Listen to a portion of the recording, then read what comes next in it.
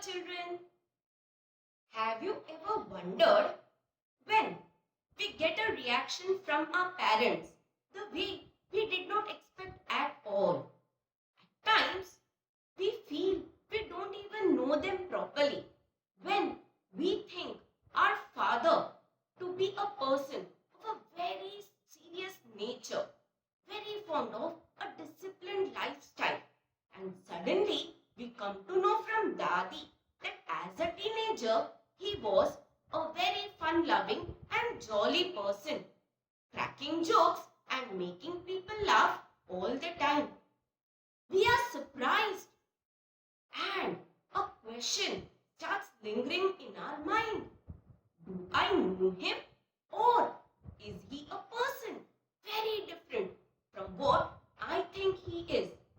In today's lesson, we are going to see of how a girl's thoughts about her father changes when circumstances bring across a very different face of a father that she hadn't met till then. Here's the lesson, The Little Girl by Catherine Manfield. The Little Girl by Catherine Mansfield. The Little Girl is the story of a little girl, Kezia, who misunderstands her father's strictness and usually remains scared of him. Every morning before going to work, her father gives Kezia a casual kiss. In reply, she says, "Goodbye, father." But the little Kezia is unable to understand his love and affection. When her father leaves home for work, she feels a sense of relief. In the evening, when her father returns home, his loud voice makes Kezia frightened. She hears him ordering her mother and grandmother, "Bring me tea, newspaper and slippers." Then Kezia's mother asks her to come down and remove her father's boots. As Kezia enters into the drawing room, her father looks at her over his spectacles. The way he looks at her terrifies her. He asks her, "Have you been a good girl today?" In fear, she stammers and replies, I don't know, father." He tells her, "You don't know? If you stammer like that, mother will have to take you to the doctor." Father feels that something is wrong with Kezia.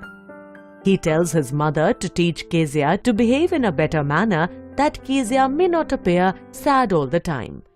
Whenever Kezia thinks about her father, she feels that she is thinking about a giant. She visualizes her father as a giant, especially when he yawns. On Sunday afternoons, Kezia's grandmother sends her into the drawing room to spend time with her parents. When Kezia enters the drawing room, she finds her mother busy in reading and her father sleeping. Kezia feels a bit neglected. One day she remains indoors as she gets a cold. Her grandmother advises her, "Why don't you make a gift for your father's birthday next week?" She gives her a piece of yellow silk fabric to stitch a pincushion for him. Kezia stitches a beautiful pincushion, but she does not find anything for stuffing. As her grandmother is out in the garden, she goes to her mother's bedroom in search of some stuff. There she finds sheets of paper in which her father had written an important speech. She unknowingly tears them into pieces and stuffs into the cushion and stitches it. When her father comes home and gets to know about his important papers, he punishes her by hitting the palms of her hands with a ruler for tearing up his speech. This incident further alienates Kezia from her father. She often watches her neighbor, Mr. MacDonald, playing joyously with his 5 children in their lawn.